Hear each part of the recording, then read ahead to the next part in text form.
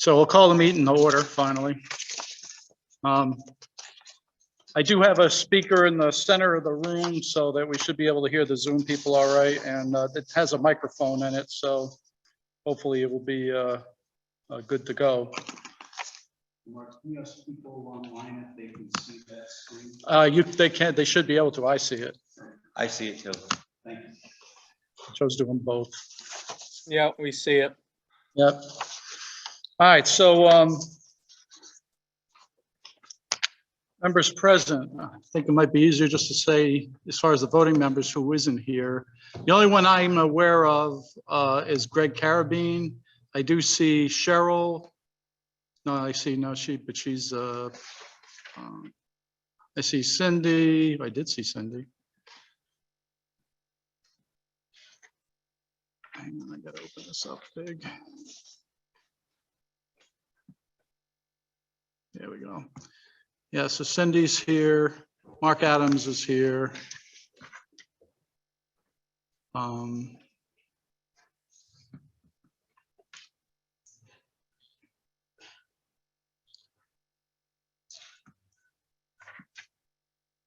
what did I say earlier?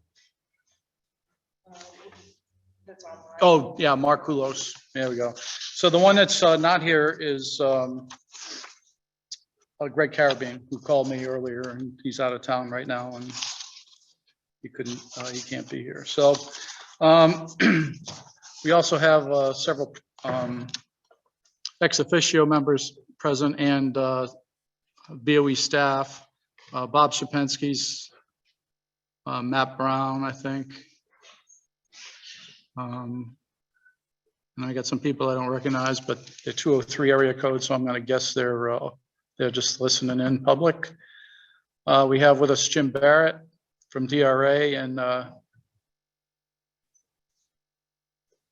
Greg, right? I lose my mind here. Yeah, so the only one I don't see here right now is Carabine for voting members. So we do have a quorum. So this meeting is being held under the auspices of the governor's general order still. We'll be allowed to do hybrid unless they change the law through April. I intend on doing that just to have this kind of, I think it's good to have these kind of meetings, a recorded record of the meetings. I think down the road is, when we go to sell this, it'll be a piece. I would even go so far as to say if they do change the law and allow for these kind of meetings, then I'd continue to do that in the future, even though it is a pain in the butt. But as we go along, I think we're figuring out the ins and outs a little bit, and hopefully we'll try out the whole speaker setup and go from there. So we need to approve the minutes from the previous meeting, which was last month. Moved by Bill Hull. Is there a second? Second by Stacy Gould. Is there any additions, corrections, or deletions from the minutes? Hearing none, we'll do, no, Stacy, I'm sorry. All right, so Peter Gauthier is listed as present and as absent. Oh. Very talented. It's very talented, yes. Bending the rules of space-time. He was here in spirit, but not body. Something to do with a black hole, I think. So, I got one. okay. My name is spelled 3 different ways. How is it correctly spelled? The way you have it on top, Okay. that's it. But for the, what is it? For the approval of the minutes and then the adjournment, the second. All right. So 100 years from now, when people look, they'll know. We wanted to know that Just one, yeah. Mine's actually spelled right in every place, and that's very unusual. This is, all right. So any other changes? Hearing none, we'll do a roll call. We'll start with the online members, which will be Mark Adams. You'll need to unmute to vote. Ray, I'm here. Yeah, just, and just on approval of the minutes. Yes. Markulos, Yes.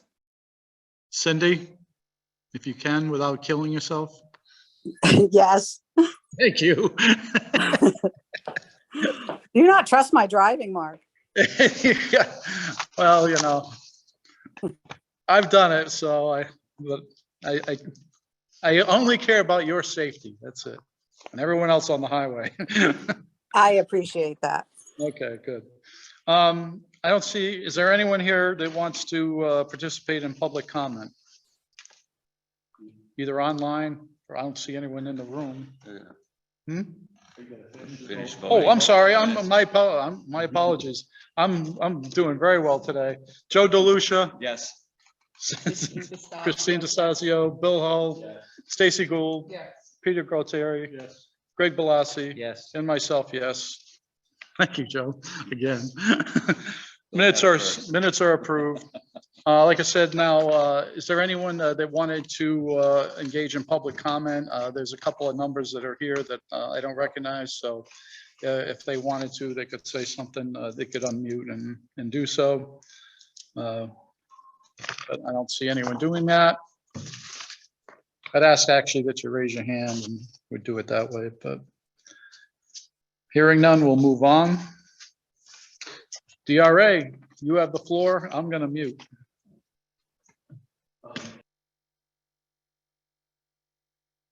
Will that pick me up from here?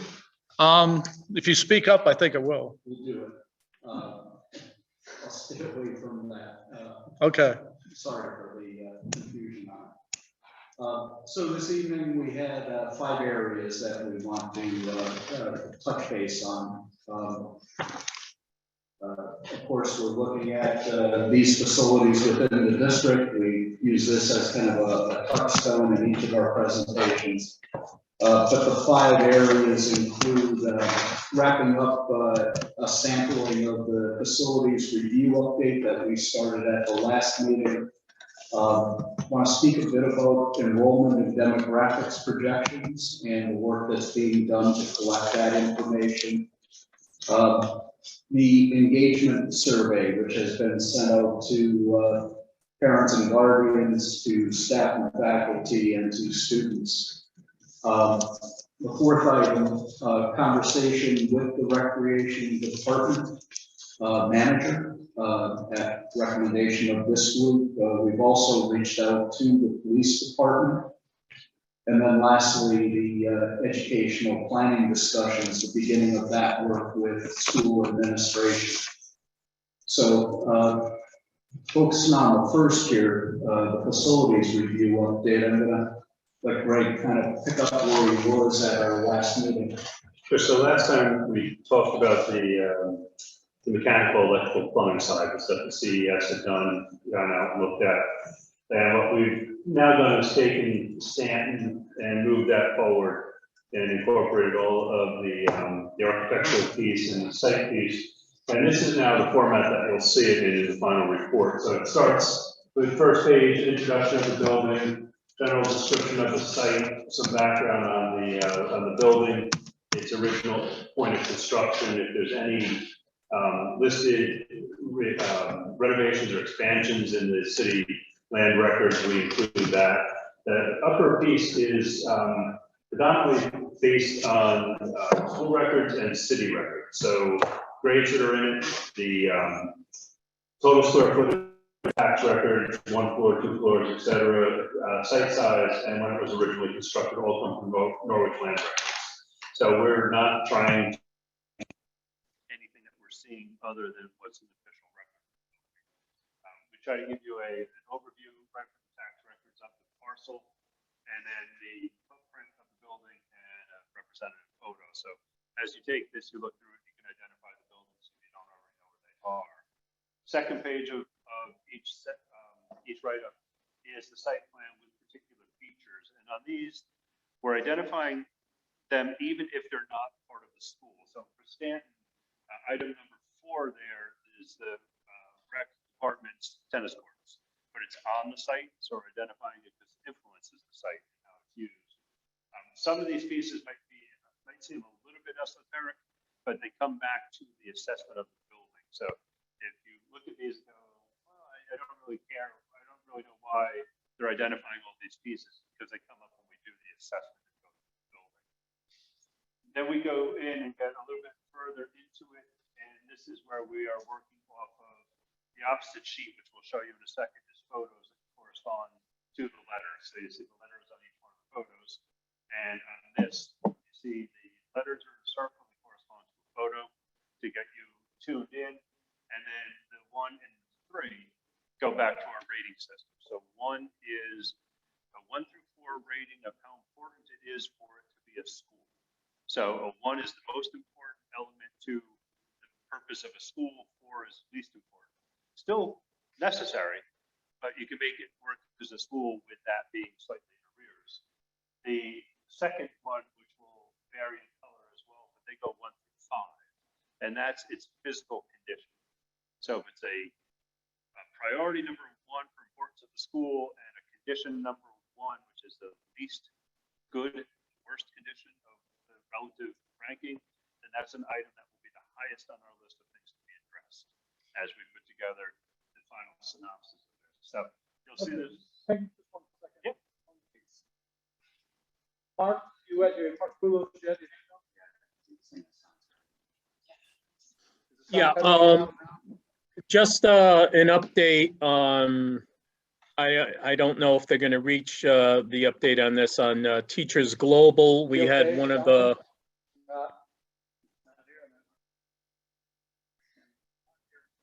Can you hear me?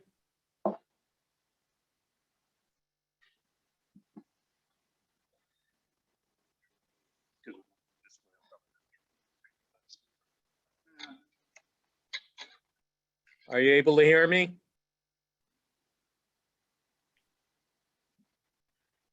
We're going to try putting our speaker closer to your microphone. See if that helps. All right, try, Mark, say something.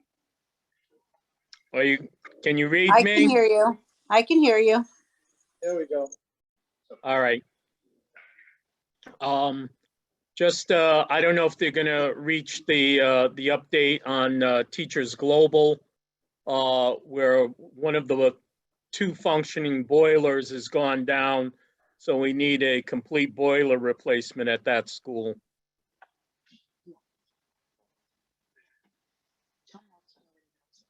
Yeah, I think that was already identified.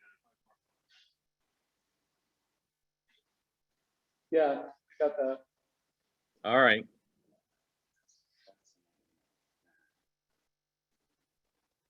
Yeah.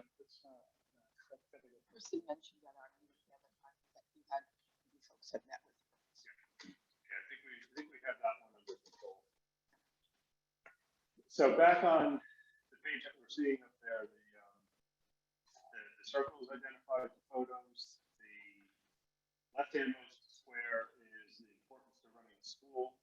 The right-hand or middle square, the other square, is its relative physical condition. So a 1 and a 1 is important to running the school, and it's in poor condition. And the 1 and 3 at the top for the sign, we think it's important to have a sign, shows you where to go. But less critical to the operation. The reason it's a 3 is the sign actually exists, but it looks like someone ran into it. So it's the lower right-hand picture there. It needs some posts to just use it. So it's those type of things that we're trying to bring to everyone's attention as we go through. And on the next page, you see the array of pictures typical of, we're trying to make it so that you don't need us to understand what we're saying. And so when you get these and start to read through them, the idea is that this should be self-supporting. You shouldn't need someone to explain to you what we're saying. So it might get a little bit wordy at times. You might see pictures that seem repetitive. But we used a couple of these examples once before with just to talk about the access to the portable classrooms and how no matter how you look at it, you have a problem with the stairs, the ramps, the air conditioning. So you see that it starts to be a little bit redundant. Silly, but it works once you take this and start to talk with people about it. So then we turn from site to inside the building. This is where we've taken all of the plans that were available to us and colored them up by use. And this is a takeoff as best we understand the use of the building. Since we were in there in August, we'll take these plans to back to the principals. It's like, please just mark how you're using the building now. And that gives us the ability to look at spaces that were designed to be something, but have morphed over into something else. So we're not looking for anyone to invest a real lot of time, just to go through and put a CR for every classroom, SPED or special ed or whatever it is, so that we can do a comparison between the original design and the current use. And then we can start to see where we might be losing functionality within the building as the building and the use evolves, populations evolve. And this, once again, goes into inside the building, pictures corresponding to letters and conditions corresponding to squares. And here you start to see a few more of the 2 and 2, 2 and 3. And that's generally getting you out into that 2 to 5 year range of trying to either address it, at least acknowledge it, and start to get it on the burner or something to happen. And you'll see when you get to the end of reading through these, those buildings that are consistently 1s and 2s or 2s and 2s are the ones that are moving up when you get into a discussion of which buildings you potentially look at these things. And it's the value of upgrading and renovating versus replacement. So this will ultimately be done for each one of the buildings, and it will move you through. We'll get that done, and then while we're asking you guys to review it, we'll be working with our cost estimator to start putting costs to each one of those, and that will get our cost projections starting to build up a bit on the physical assessment renovation side, not on anything that may come up later in terms of perhaps we should be replacing it. And that would be a square foot estimate of replacement, and we'd be able to compare it to the repair renovation. Any questions on that? Sam can't hear.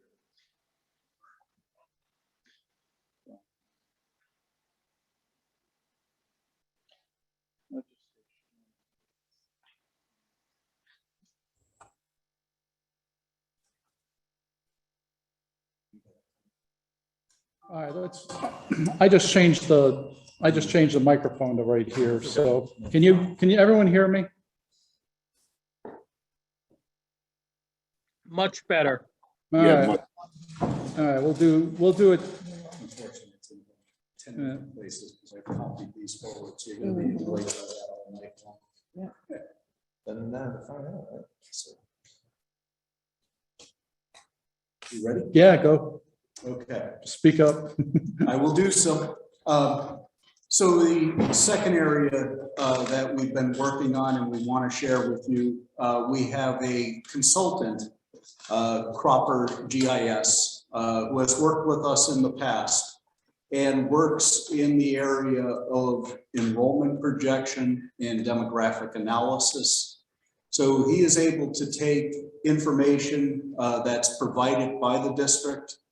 And it took a little bit of time for us to be able to get an agreement between the district and GIS. It's not uncommon to want to ensure that we're protecting student information and we're not using information in a way where individuals could be identified. That's not our intent and it's not needed for this type of work. But we had to work through those steps to ensure that was the case. As a result of being able to get to that agreement, we do have the student data and the street guide information collected. That's an important first step, and it's a significant download of information for him. Second, the demographic analysis is beginning, and this is taking that raw data and being able to understand trends and conditions within the city that are described by that baseline data. The third item that's within this, the third bullet point, Cropper GIS is also studying student mobility. It's where students live and where they go to school. And does that change over time? And that's something that we want to be knowledgeable of and understanding how students are situated within the community and how are they situated relative to the attendance area for their school. The last item that we're touching on here, and this is simply meant as a progress update, elementary school attendance zone mapping. It is, and we're doing it here for the elementary schools because the middle school basically works citywide in terms of attendance, but there is district mapping of it that can be developed based on utilization for each of the schools, each of the elementary schools. So the elementary schools are listed down the right-hand column with an associated color. We have the Stanton School in this light lavender color, and you see the majority of Stanton around the elementary school itself here to the western side. However, there's a pocket here, and those are the type of anomalies that we look for, that we're curious about, and that our demographer will dig into and try to come to understand the logic and reasoning for those types of elements. Another, if we look to the Uncas School, with the school located here, situated pretty well south, most of its attendance zone pretty well delineated within that region. However, again, we do have some kind of pocket attendance areas that are associated with that school. And it's just simply work that our demographer will engage in terms of coming to understand how these attendance areas are shaped, formed, and if there is any efficiency going forward, if there's any opportunity to improve efficiency. Also, if we begin to look at considerations of opportunities, looking at the district as it stands today, or potentially reshaping it in a different way where either a school may be added or subtracted, then how those types of moves would affect things like this attendance zone.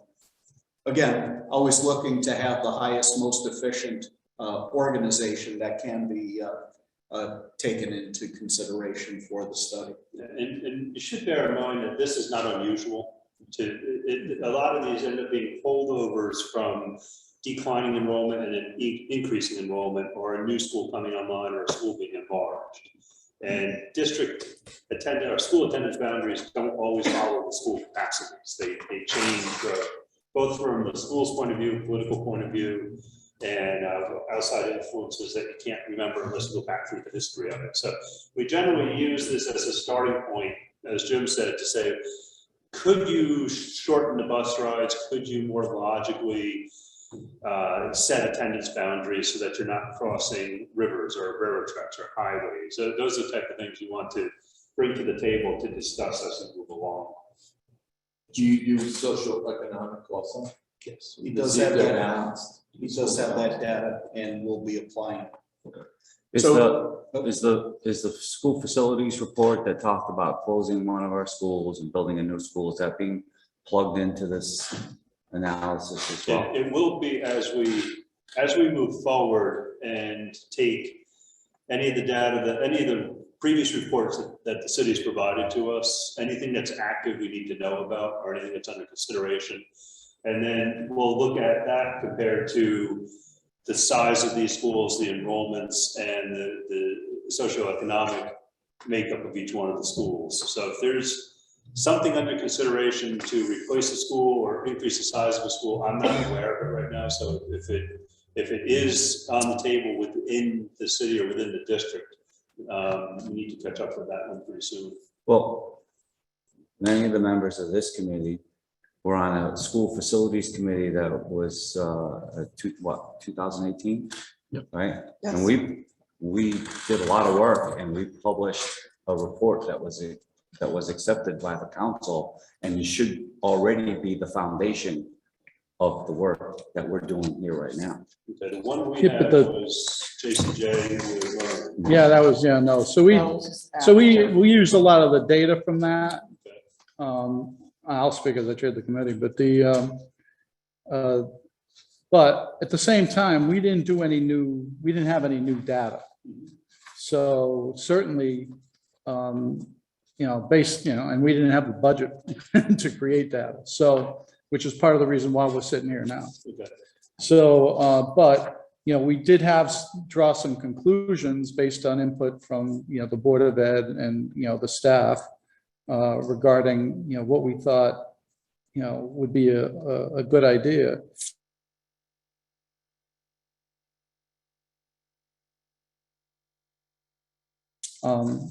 We had some lofty goals, I think, as far as like bringing into the system that were now out, that, now being shipped out, but above and beyond, there you go, above and beyond that, certainly there's some flexibility based on the realities of what we're dealing with, because I don't think we were thinking in terms of like Stanton having the issues. I'll point to that because that's the one big surprise that I've seen, having the issues that it has. So what exactly happens and how it gets there, I anticipate being different from what the conclusions the committee drew, based on the fact. I'm sorry though, I disagree with that, right? Stacy, could you go to the Stanton page in that, please? I'm troubled by the fact that we're just learning now that you guys don't even have a copy of this. Here, I want to say something about that. This work isn't affected by the fact that that isn't in our hands at this point. We have a ton of legwork to get underway and get set in place before I could have any meaningful opportunity to assess that relative to your district mapping. This is work that's underway, it's significant, and it's going to be important to you. We can digest that and have it in Cropper's hands along with other opportunities. And that's what we will do. Yeah. I'll agree with Joe though on that, the fact that I'm kind of surprised that since we referred to it in the spec and stuff. And we had requested any previous studies, and we never got that. I got the full JCJ piece. Yeah, I'm not frustrated with you, even though I know that's the way it's coming across. I'm frustrated with the city that you didn't get that the day you were awarded the job. I don't, as Jim said, we'll take it, whether if we can borrow tonight, copy it and get it back to you, or get it from somebody. However we can get it, we'll get a hold of it. We can just email you the links. Yeah, we can. The links on this website. That's great. Okay. But there's a lot of stuff, there's surveys, there's stuff that we did. What recommendation did we make on Stanton? Just Renovate is new, Yep. expand to accommodate 850 students. Okay, so looking at the ramps and the ADA accessibility things that you've showed us here, an example, totally get that. We've already been there, done that, talked about it, wore out the t-shirt. Okay, we know that building is going to be a school. We know that it's either going to be a completely new building, or we're going to renovate a piece of it, or maybe renovate all of it and add on to it. That is what we're looking for from you. All right, we already know that a school is going to be on that site. What it looks like when it's done being renovated, that's why you're here. Okay, so I gotta say, because I'm looking at that, I know I'll yield the floor in a moment, but I'm looking at that zone. That's the very light beige, right? Thomas W. Mahan, okay? We spent a lot of time talking about the prospect that site would not be a school anymore because of a number of different challenges. And quite frankly, unless there is a watershed moment, I highly doubt that that's going to serve the city as a school site for a number of different reasons. So to go down that road, I think is a waste of our time, which is already short, okay? So This is existing information. I get it. Yeah. I get it. I'm just. So we haven't gone down the road yet. We're trying to get a baseline of information available so we can do our work. Right, but but you know, that whole report and the work that that committee did was to give whoever was going to be the architect at this phase, and you guys, right? A direction to start moving in. To say, this is what the community and the city and that community and that committee is really looking for. Okay, so, and there was something else that now that escapes me, but. Plus, you need a baseline because you need, sorry, Joe, I thought you were, are you thinking, you're trying to No, figure it out? I'm fine. You need to know how many students are in that area, because if that school does get taken out, you need to know how many are there to go into the other areas. Right. How they can distribute it, Yep, et cetera. that's base information. Yeah. We also will want to know socioeconomic Absolutely. information. Yeah, no, I We're understand. gonna end up with a lot of considerations around where do these students ultimately attend. Mhm. It's one of our best schools. That's all the killer. Wait, but it's, yeah. No, Well, no, we're I not- know, know, believe the me, it's school's not gotta about the go. bricks and We got a mortar, the school's Starbucks. about the Have you ever people gone that by are there, that the kids school? and the parents. Oh, no, I know. The Starbucks, the people back right across the street. It's no, it's a- terrible. I don't want to go down Yeah, into the it's weeds no. on that, right? I Yeah. don't think, Yeah. I think that was one of the things we didn't get a lot of in the committee, the old iteration of the Facilities Review Committee. We didn't get a huge amount of pushback regarding that issue, you know, so, I mean, it was generally, you know, the consensus was that, you know, that site is much more appropriate for commercial development. You know, And so- just, I did, thank you for that little brief break, because I did think that also included in that report is a significant amount of survey data that that committee did, talking to many different stakeholders about where the city wants to see our school system move toward. That'll be helpful, and we'll talk a little bit about what we're doing survey-wise now, which is probably a different approach than what was done. And data, the more data you can accumulate, especially if you can compare thinking then to thinking now, because 3 or 4 years apart, lets you see how public opinion might be changing a little bit. But we're always after whatever data you have and trying to, we don't want to redo pieces unless there's a really good reason for us to come back and say, we read that and here's why we're thinking you might want to reconsider it. But you never want to backtrack too much, because then it casts doubt on what you did in the past and what you're doing now. I can certainly see why Mahan wouldn't have a lot at hand, because it is probably the least of your neighborhood feeling schools. There's no real population center around it, and it's, you pull into it, it does feel like a commercial enterprise. Just so you know, there is a community though Behind that's it. behind it, and they walk Behind through to it, yeah. There's a wonderful community out behind Mahan, you know, the gravestones and stuff. The cemetery, No, that's on the other side, while the newer part is on that side. The guys right behind me generally don't come into the school during the day. No, it's a- Yeah. So we'll continue to develop this. We'll get a hold of that and download it, and integrate it in with the previous study from 2013. And then, well, as we said, we picked up on engagement surveys. We're doing these completely online through the schools database. So these are done. They're open for 2 weeks. They go to parents and guardians, staff, and students. So we did 3rd grade through 8th grade for students. And it's generally, it looks just like that. Every question is required. They take between 6 and 8 minutes to fill in. And as of this morning, so they had been up for less than 24 hours. And we had 88 parents and guardians respond, 113 faculty and 12 students in about 20 hours, somewhere in there. Oh, so it just went out yesterday. Went up yesterday, went live yesterday around, Mark, you were on that, probably like 2 o'clock. Yeah, We in the got it afternoon, live, yeah. and it'll stay live through 12:15 on the 28th. And those come back, they're anonymous, they can't be traced. We can't tell you who answered what, and they come to us instead of the district to, once again, give that degree of separation to assure people that answering it will not be held against them, which we get sometimes. but they can answer, can they go online every day and, no? One answer per computer. And are they getting constant reminders? to They fill it will out? get a reminder. We'll have, Amber will send something out Oh, she probably the is. end of this She's week and connected then with middle it. of next. And we'll see, we would expect typically get about 60% rate of answer that you're going to get by the end of this week, and then it'll tail off through next week.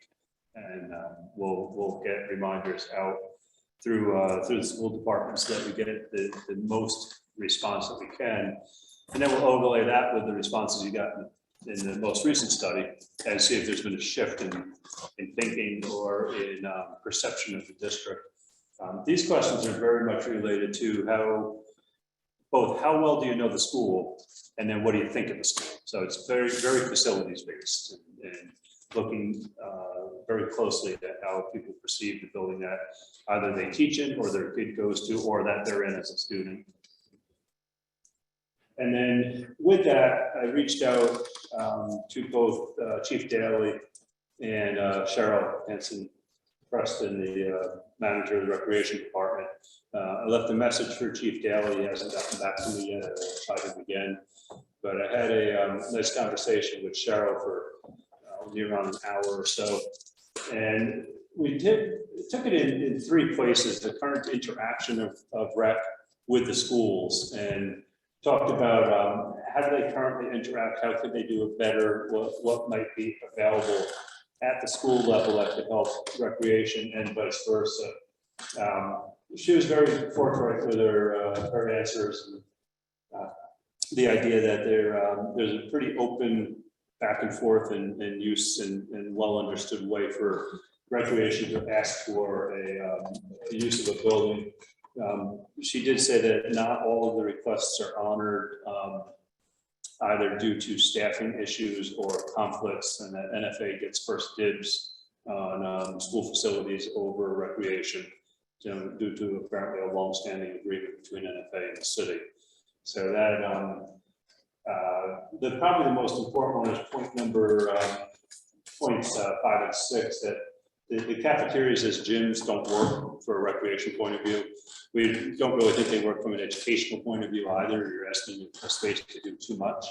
And then the fields are inadequate for recreational use. And truth be told, they're probably inadequate for most of the school uses too, both from the type of grass that's planted, the slopes, the drainage, and that a lot of that is the end of a long drawn out saga of how you maintain the fields and how often you go over and top seed them and dress them and aerate them.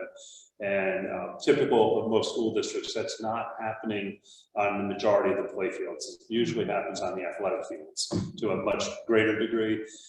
But your district doesn't necessarily run those type of athletic fields. So where the downside is seen is you're asking the play fields to be athletic rec fields for the recreation department and vice versa. And you see that in the quality of those fields. And Cheryl pointed that out. We saw that also and make note of it in our assessment of the fields, that there's room to bring those up a level in quality and playability and durability. She probably told you the NFA pays a flat fee of $20,000 a year, Right. and they always have first dibs on use of all those fields, and they don't do the processes. They don't follow the steps of maintenance. And then you have the community using them, and yeah, our main soccer field is our rec. Yeah, everything is overused. Right. For what you have, everything's overused. Yeah. So the second piece was current relationship and how, from her point of view, how she sees this working relationship. So, overall, quite good.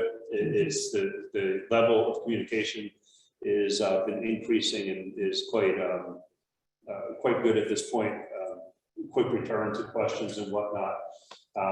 The summertime uses are increased due to the lack of a community center. So whatever what would be typically picked up by a community center in the city is pushed out to the schools. And so that gets in the way of your school maintenance and summer work in your schools. And so that starts to be a conflict. So the fees charged by the city were too high. And that's pushing certain programs away, especially for weekend use. And that's probably reflective of there is no other outlet in the city. So you're pushing it all over to the schools. And as you know, point 6 there, if you increase funding on the city side of recreation, we probably take some of the burden off the end users who are being asked. If you participate in the program, then here's the fee. And there's some that are getting up to the level where there's not enough people able to pay that needed fee to keep the program working. And then finally, amenities desired, and this is some of what we probably know already, is synthetic turf field for the amount of use you're getting would take the pressure off of the soccer field and the field across from Kelly. There's not a regulation size track that would help not only for competitive stuff, but just for walking, jogging, that type of activity. Tennis courts, there's four in use right now, 4 more coming online. That 8 doesn't satisfy a city of this size, so the courts get quite a bit of use. Pickleball is growing as it is everywhere, and you're getting conflicts. We're seeing in your neighboring communities, especially down along the coast a little further south, towns building pickleball courts specifically for that use and putting them away from any other recreational use. The average age of a pickleball player tends to be 55 and up. They don't want basketball courts, they don't want tennis courts, they don't want loud music, they don't want a skateboard park. So it's cheaper and they get a higher use rate by putting pickleball in maybe a park that has pickleball and a walking path, and pickleball and something else. So that's a thinking point of view from recreation side when you look at a recreational plan for the town as a whole. Basketball courts are pretty much in good supply across the city, in her opinion. And a dedicated gym properly sized that could be for community use with volleyball standards and those type of things. Typically that's available at your high schools. If you don't have a high school, then you lose that as an amenity for the public. And in cities that we work with that don't have a high school in their system, you typically see it in the community center. So you don't have the community center, you don't have the high school. So you're lacking that gym that can give people flexibility to set up and use for any number of league type of play. So overall, she felt the relationship was working quite well. The pieces that were needed were fairly easy to define. And the piece that's behind that is how recreation is using your facilities impact how your schools can use. And that's not just a conflict for your users, but also your summertime maintenance and upkeep and repair of buildings before the kids come back in the summer. So I will, I'll reach out to Chief Daly again and see if we can get his take on the relationship between the PDs and the school and how PD thinks the schools could benefit from some changes to either facilities or programs in the same way we do with Shadow. Well, I think you're gonna have to plan on some space to support a school resource officer program, because the board just put that in their budget. Actually, it's going on right now, right, Christine? Yeah, they started Right, last it's week. funded for $120,000 for the rest of this school year. It's in their budget for next school year. I think it's gonna be part of the school systems organization for the foreseeable future. So And those it's kinds in of, every school, right? No, middle schools. Just those. They're in the still 2 middle gonna- school, well, it's in the answer 2 middle needs schools, and in then the the elementary. officers do have elementary schools that are under They their do, yeah, they're responsibility. supposed to visit them or Yeah. whatever every so If the elementary school is just a visit and home bases, the middle schools. The middle schools at least have some room to work within offices and administrative space. The elementary schools are far more proud about that. Okay, that's good to know. Would you post this on the SHARE page when you get a chance? This one? All 3 pages of just the rec department's director's comments. Yeah, I haven't posted anything yet. Yeah, once we get it to you guys, if you want it, we'll make it available to you, sure.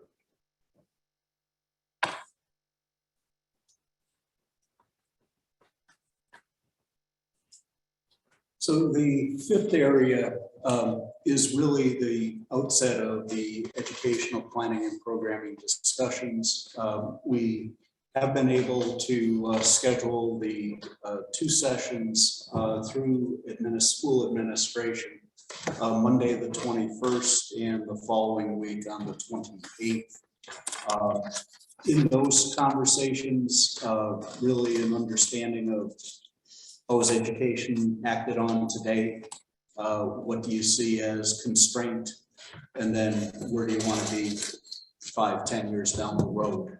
And through that lens, are our team able to consider how does that affect facilities? What does that mean to square footage per student? How does that affect decisions around physical plant? So that's our kind of next step as a point of moving forward. And I guess with that, open it for any questions or thoughts that you may have. Before Mr. Hall, the spell checker, you had a mistake there too. It's been one of those Educational. days. Oh, that's the same one. Oh, I'm sorry. I didn't thought you mentioned the other one. Sorry. Yeah, 4. Yeah, there's Which a is lot. important. I'm like that. I look at everything. But we digress. Strategic right there. Oh, strategic. Oh, my gosh. That's been on there forever. Yeah. Yeah, I noticed it. About that. Hate that on a cover page. That's like embarrassing. That's You guys gonna embarrassing. say teacher? Stonehenge, apropos here. Oh, got that. That's what we like. Yeah, there It is. was an original strategic planning effort.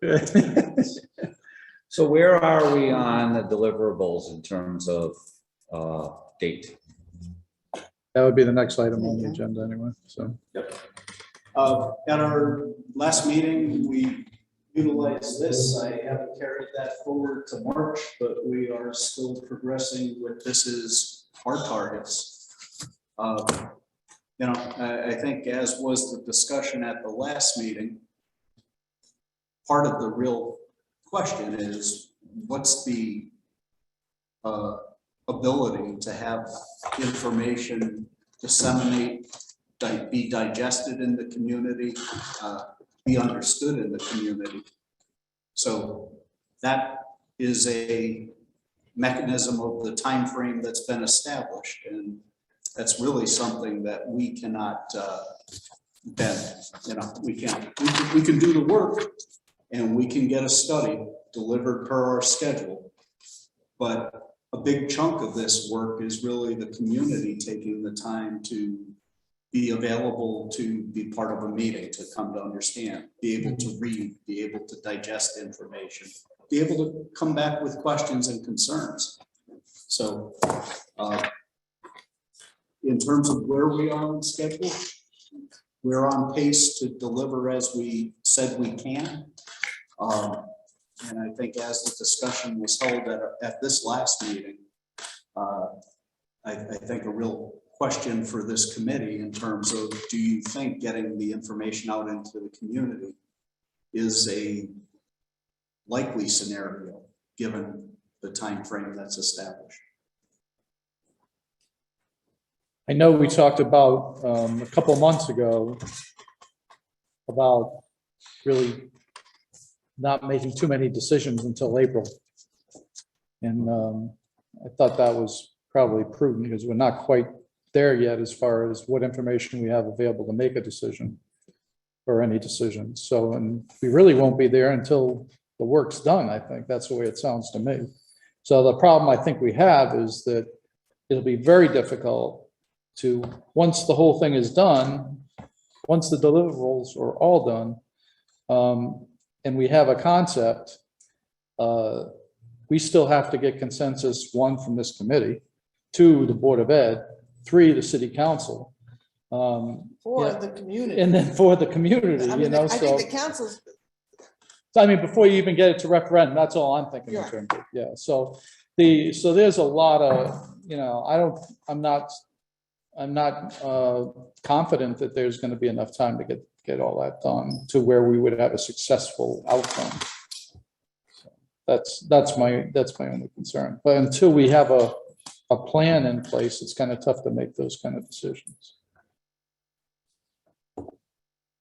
So the way we're now, surveys would be done by the end of the month. Programming discussion with Board of Ed, with the school administration is done by the end of the month. Demographic study, I need to get an update from Matt. That is tending towards the end of this month.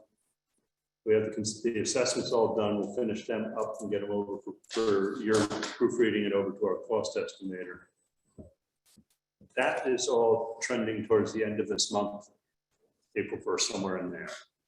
Then it's down to putting all that data on the table and into discussion of what's it mean relative to what you did previously and what you might be expecting.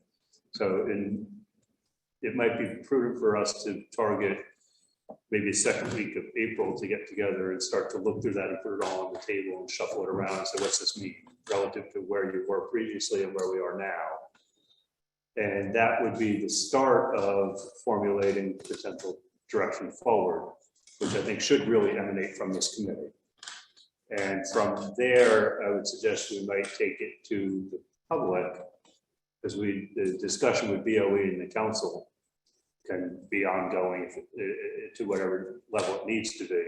But somewhere towards the end of April, do a public engagement evening where all the information, all the data that's gathered has been put out and some first thoughts formulated to get some feedback.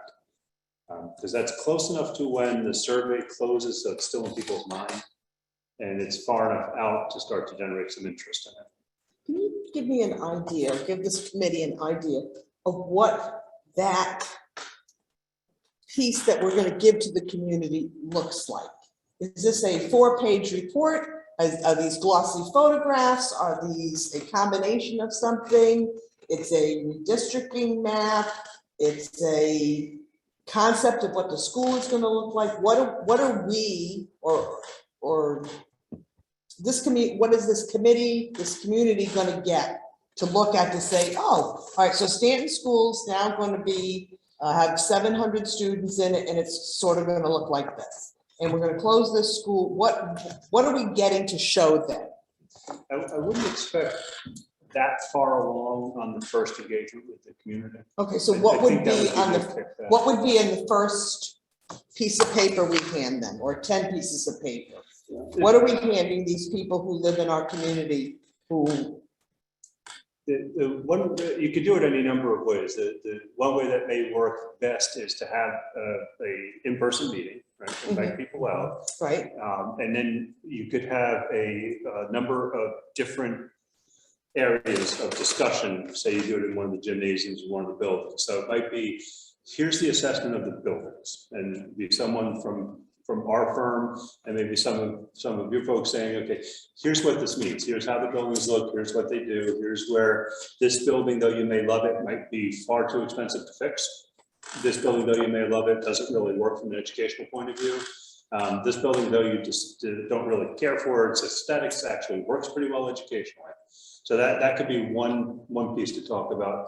Another one could be the attendance areas and demographics. And you can see by this map that this school is actually capturing quite a large area right now. Talk a little bit about how comfortable that makes you. Is your kid on the bus for too long? Do you feel it's unfair that they drive past a school to get to the school they're going to? So that area, that one is kind of furthering the electronic survey, but it's getting a personal discussion. A little bit risky because you can get into the type A personality controls that discussion. So typically you want to have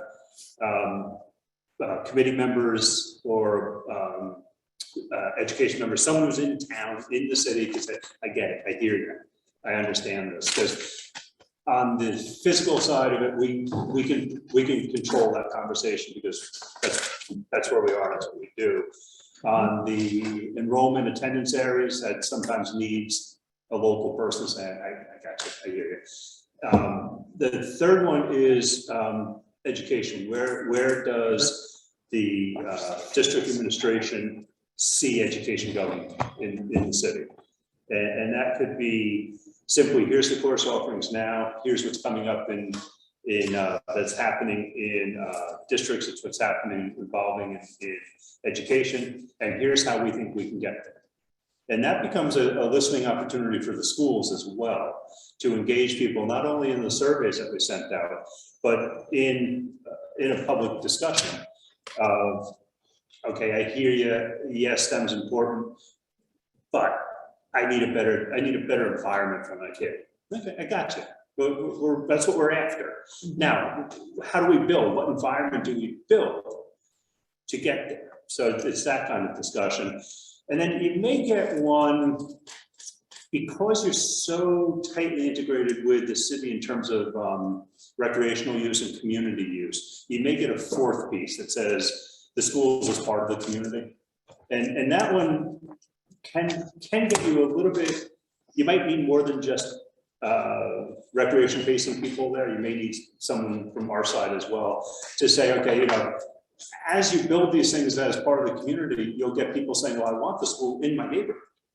So now you've crossed over from school as part of the community to attendance areas, to curriculum offerings, to socioeconomic balance in the schools. And that's your whole discussion.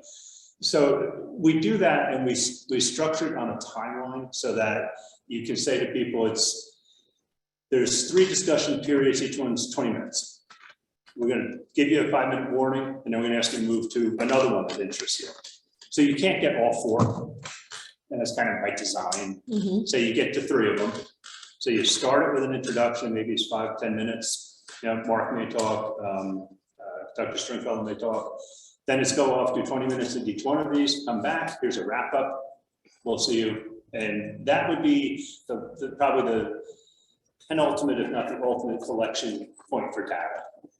And that would be the balancing of everything that's come in more or less unilaterally. Like we put a survey out, we get answers back. That's a chance for us to say, here's what we got back. Is this how you truly want it represented from of the public opinion, of the parents' opinion of the schools?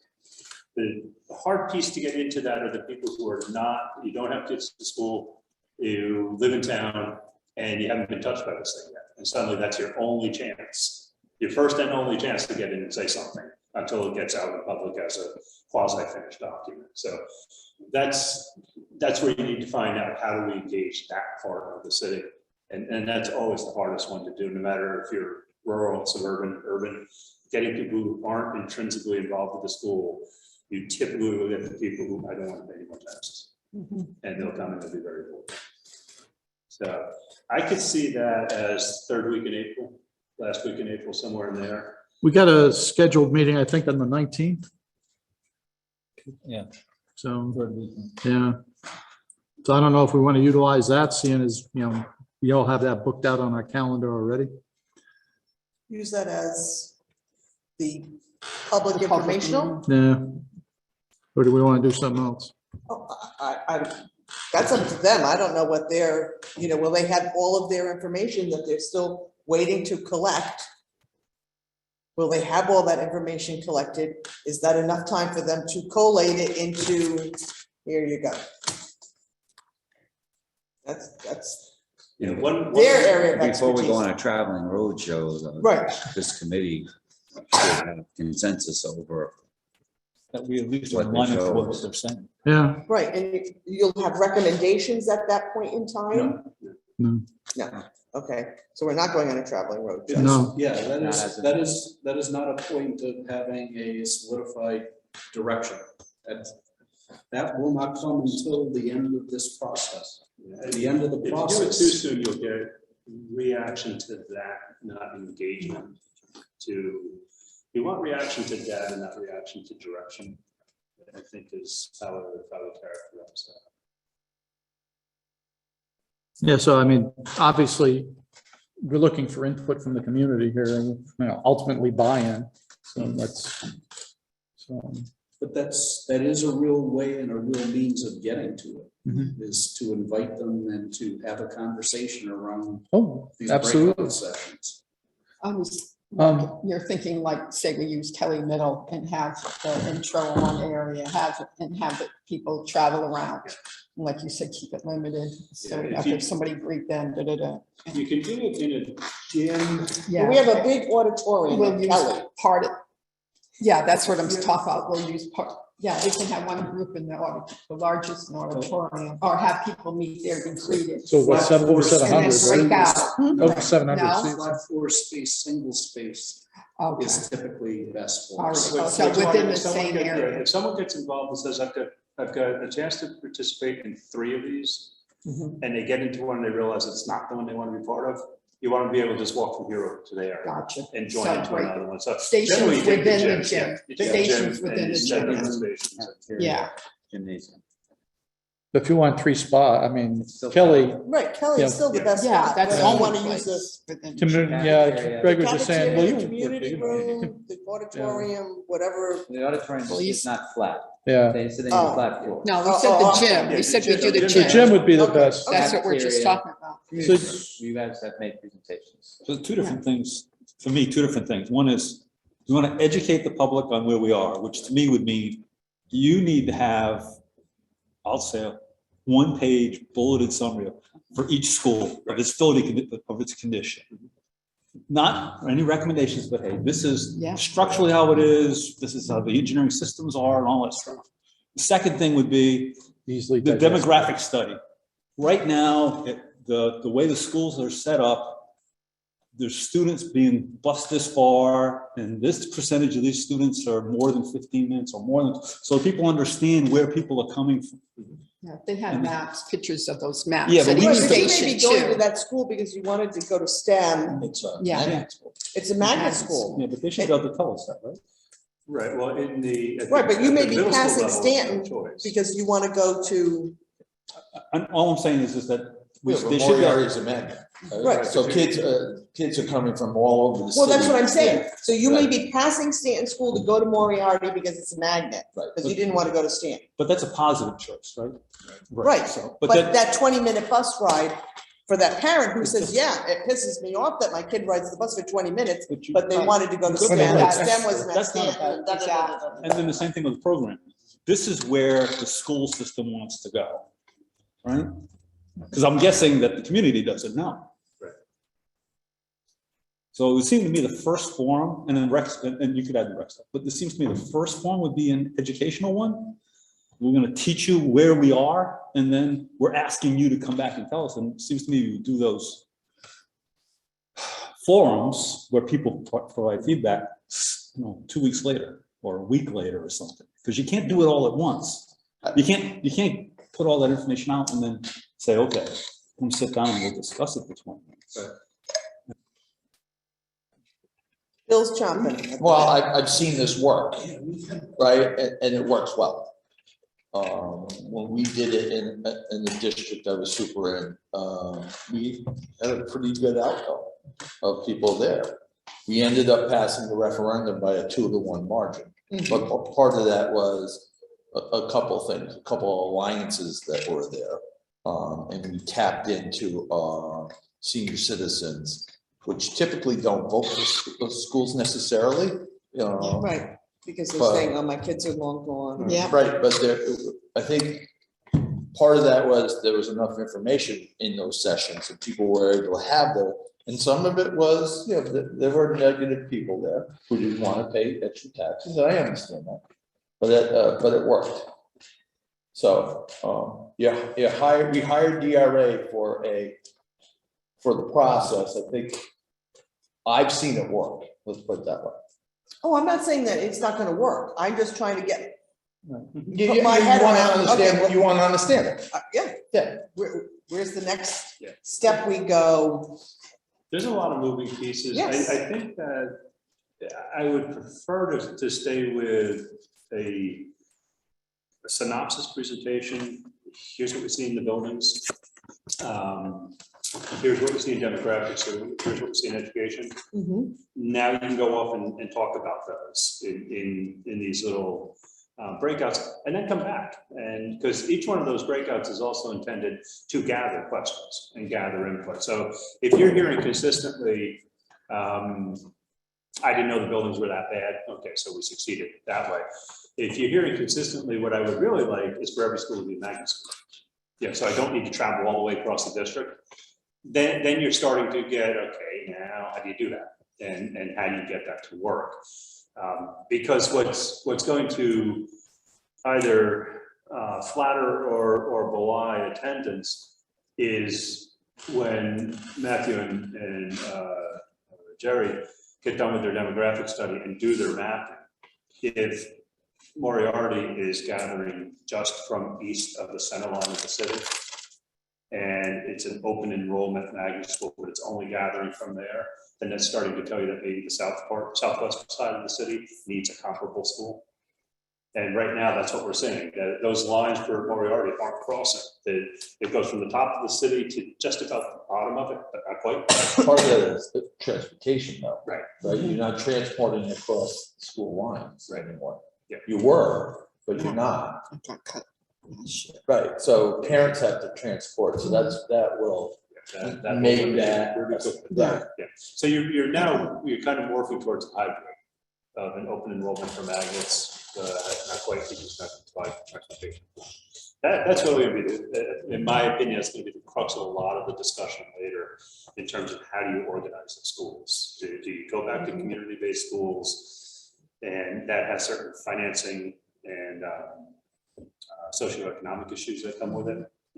Or do you go to the complete opposite end of open enrollment to whatever district, and within 10 miles will transport, or within 7 miles will transport, and you set your standards that way.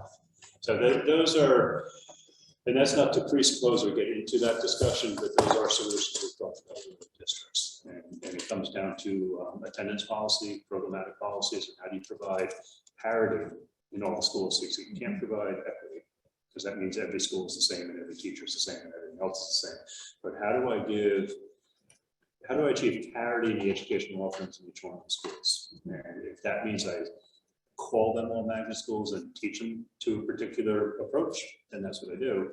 But magnet schools within the state of Connecticut have a definition.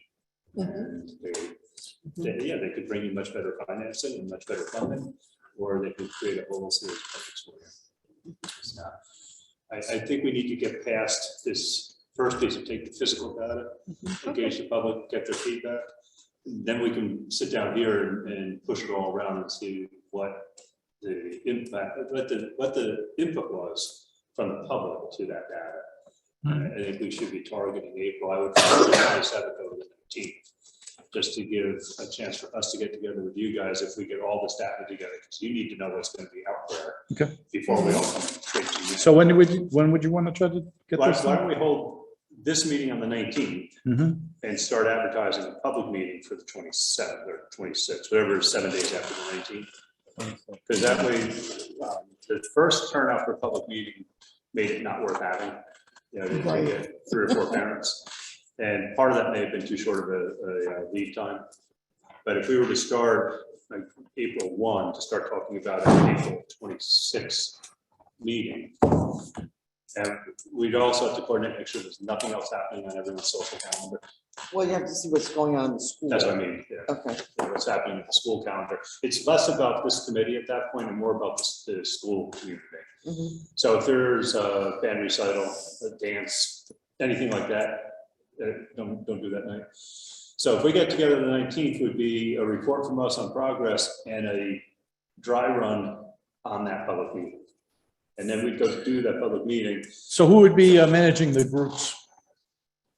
We'll have somebody from our team for each of the breakout sessions. We would like to have members from this group join the groups that they are kind of interested in. Something that you can be responsive to, but not responsible for. Let us set the stage.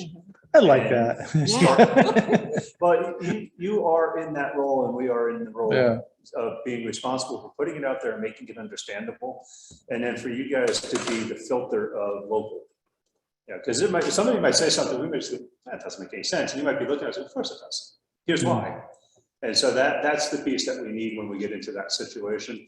But we should be the ones, because it's much easier for us to be accused of not knowing something when it comes to the buildings or anything else like that. It's easier for people to look at us and go, you got that one wrong. Anybody happen to be checking the city calendar for the 26th? So we'd be going into the next Yeah. meeting, pardon my choice of words, but blind, knowing that when we come out of that meeting, we're going to the public. Flying Yeah, like a straw. when Jim and I were on our way down, we were thinking of suggesting that we get together with this committee earlier in April, with the idea of then being able to use the 19th as a launching pad for public outreach. So Okay. maybe get together, we'll have the responses to the surveys, the responses from the program, hopefully the police will have weighed in, we'll have, we'll hopefully have all of the writing done on the assessments and have them together and do what you were suggesting. Here's a 1 page on each one of the buildings. Here's a synopsis of the building. If we could do that on, say, either the 5th or the 12th, and then meet on the 19th for a prep session for the public meeting. I know it's a lot of meetings in April. Well, it's not the lie, it's just the conflicts with other things. That's all that I'm concerned about. So like when's the Board of Ed meet? The third week? Yeah, the 27th. I'm just thinking, the second week. I Board mean, of Ed is the second. the second Tuesday, the 12th. So Oh, I'm sorry, that's policy committee, yep. So that's the 12th. We meet the 19th. Only city meetings on the 26th are harbor management and utilities. Yeah. yeah, that's not gonna get in I'm the looking way. at I'm looking at school, the districts. Calendar.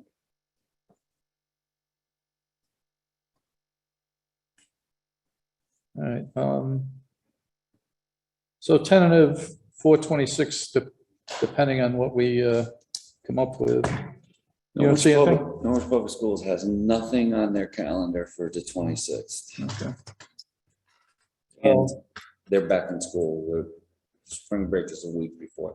Now, they may have something recreational going on in the gym that night, though. In fact, it's probably a If we decent, could get classrooms in the hallway, we yeah, can make that work. or the community Even room. that community room Yeah. could work. Yeah, community room in the hallway. Yeah, but those wouldn't be on the website necessarily. That would be internal to Kelly. Yeah, so I'll talk to Amber tomorrow and we'll see what we can schedule. Yeah, you could divide it too. Public meeting on April 26th. Yeah, it's got a divider in there too, so we could, if we need to split it up, And then you use the hallway outside the line. yeah. No, it's right next Oh, I to thought you were saying. the hallway, big hallway. Yeah, you the could- hallway, the entry Yeah. foyer is big, the Yeah. vestibule is big. April 3rd is the Sunday. April 3rd, oh, that was end of April or third week, that's what I meant. So now you're saying have a meeting on the 19th, And then go public at Kelly on the On the 26th. with an information. Well, we would meet on the 5th or 12th. Yeah, that's what I'm saying, there's another date in there. We'd meet on the 5th. Yeah, 5th or the 12th would give you a chance to digest Fourth, a lot of the data. Well, we have 12th. budget hearings on April 5th. What about the 12th? That's right. Oh, Board that's of a Ed meeting, and we have budget hearings on the 12th. Would you rather be here than budget? Yes. But, Well, does it have to be a well, how Tuesday? Doesn't about, have to be a Tuesday. can we, I mean, we don't have to stay on a Tuesday. How about the 14th, Budget hearings. budget hearings? It's all We that do week, not have right? budget Yeah. hearings. And that's the Let's go first that route. public. First public hearing? What about Wednesday the 6th? Wednesday, the 6th, can you guys be ready? That's, isn't that budget too? April 6th, no. Oh, No, we have hearings on the 5th. It's the first Wednesday. Anybody get a look at the city calendar? Are you looking at that? I'm looking That's at what it. she's- Okay. So we'll do April 6th for a special. And we'll do it, well, to place to be determined. I'll book that tomorrow. Maybe we'll go to Kelly or something. But we'll run that hybrid. Anybody got any the online members got anything to input they want to add here? You want to wake up? Yeah, then Mark's been ignoring you. Mark Adams? Hi, I have some. It's Mark Adams. when we go to the public hearing, are we having handouts for them or anything to look at, to visualize? I know you talked about the 1 pages, but are we handing that out to them as they come in? Before they go into breakout groups? Is that Typically not, Mark. okay? We Mark, handed, what we will do is provide board graphics to support each of the breakout areas. Mhm. When we start a meeting, we typically spend 5 to 10 minutes inviting people simply to walk around. If you can have coffee at one of these things, it's huge. Let them have a cup of coffee, go walk, take a look at the boards. It gives us a chance to have informal conversation with people just as they're coming into the room. Then we bring everybody together in a large group, kind of do an intro of why we're here, what we've done, what we've been doing. Then the breakout sessions. And then at the end of the night, bring everybody back, because as Greg was saying, we run it like old David Letterman, you know, here's the top 3 things I heard this evening from each breakout session. So we'll have, you know, from DRA, we'll have a facilitator and we'll have somebody taking notes on newsprint. And hopefully somebody from this committee in each of the breakout sessions. At the end of the night, we'll come back with the newsprint and be able to put it up on the wall and say, here's the top 3 things we heard from the discussion on the facilities group, and try to highlight things that are different than what we've been collectively talking about, or things that really we've heard a lot of in that meeting. And it's a great way for people that haven't been in that group or that meeting to hear what others kind of learned. So that's at the end of the night as a conclusion, and then it's a, you know, basically it's a recap goodbye from this group to them. The recap at the end that you were just talking about, maybe have that on our Facebook page. Our the Knowledge Public Schools Facebook, we have a person in the main office now, handles our web and everything, our webmaster. So when you speak to, I assume it sounds like you're going to be speaking to Amber soon. Yeah. Typically what we see districts do is grab the front part, the intro, and the wrap up, exactly. and post that. And that way people get you get a feel for what's been going on and then what was discussed. Exactly. And as Jim said, it brings out a certain amount of reinforcement of what we've all seen and have been talking about. And it brings out some stuff that people know because they know the buildings better. They couldn't find a way to say it prior.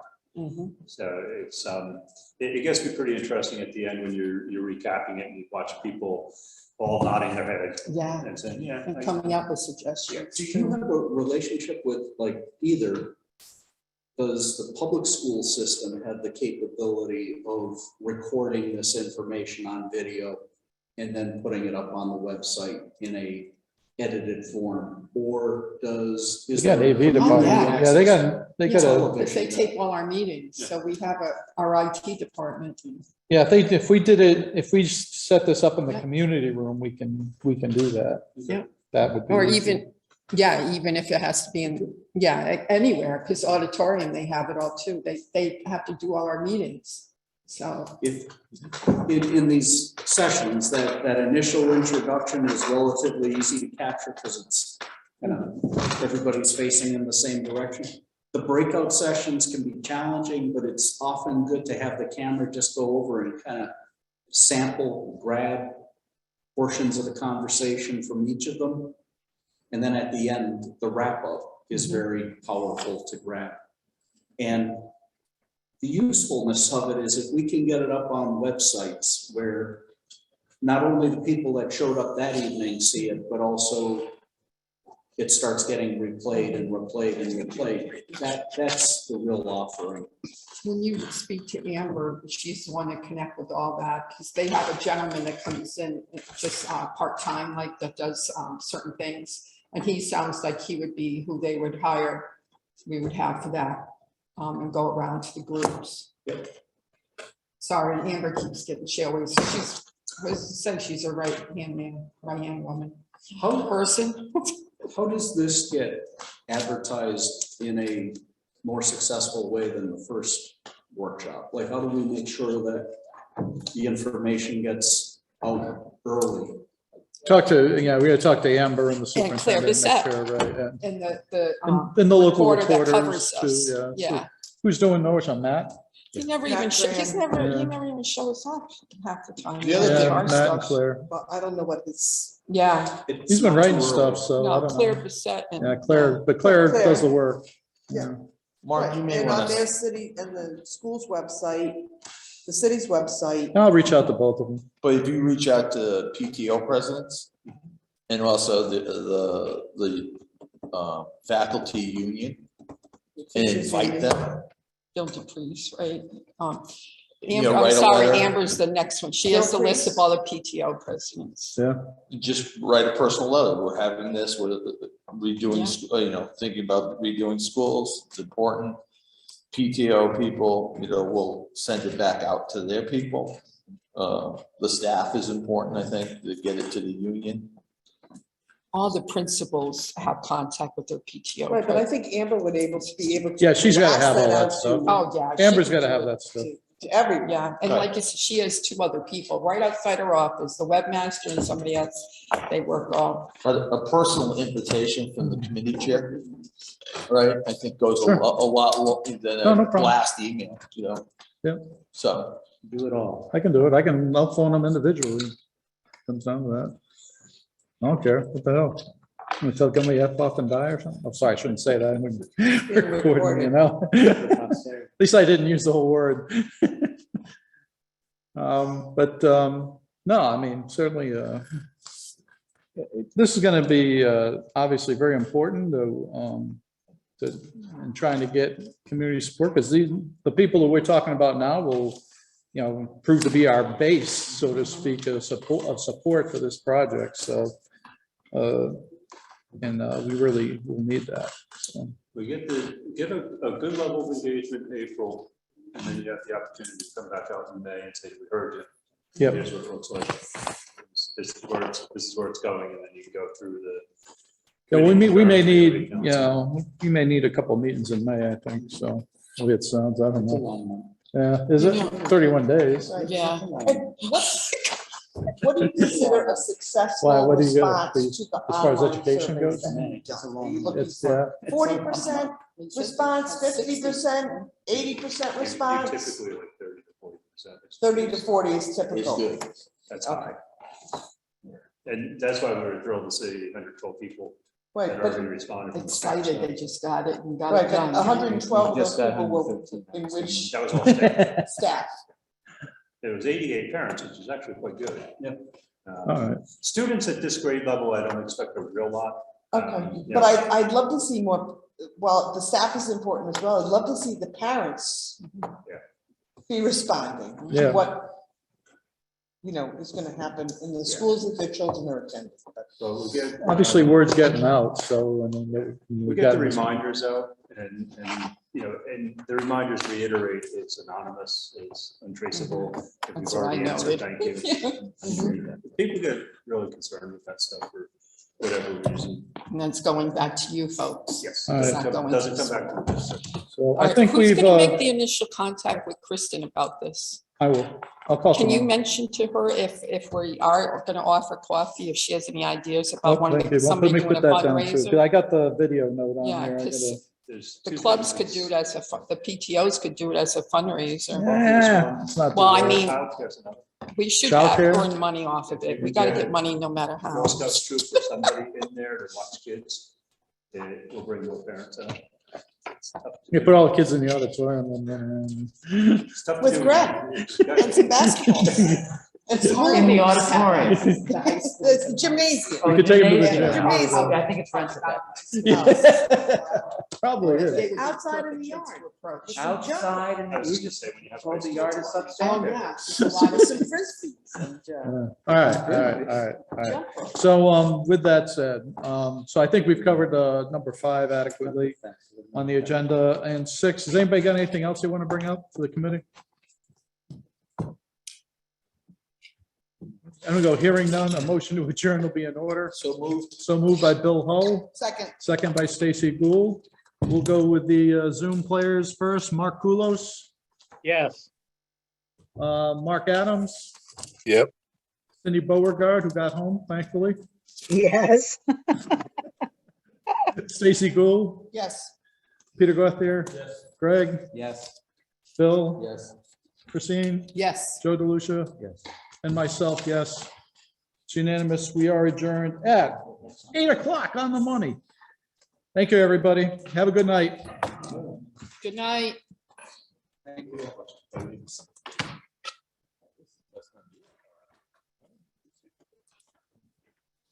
Just after Brady's back.